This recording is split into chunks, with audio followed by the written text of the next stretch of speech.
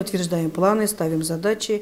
Бүгінгі күнде партияның барлық структуралары алдында планнар растайбыз, бурычлар билгелейбіз. Бұл біздің башлангыч оешмалар, партия тарафдарлары, фракциялар, депутаттар төркемнәре, истимагый кабул итү бүлмәләре.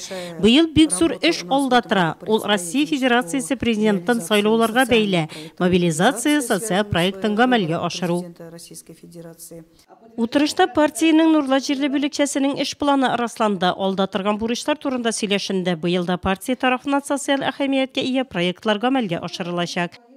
На сегодняшний день утверждается... Бүгінгі көндә федераль проектларны раслау бурычы тора. Аларның 15 федераль проектлар булачак. Төбәкләрнең 6 һәм партияның җирле бүлекчәсеннән 4 проектны гамәлгә кертү турында эш алып барыла. Аларның саны тагын да күбрәк булсын иде.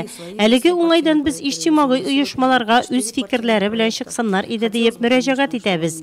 Нәкъ менә әлеге проектлар халыкның яшәү рәвешен яхшырту максатында эшләнелә. Именно по выполнению какой-то задачи.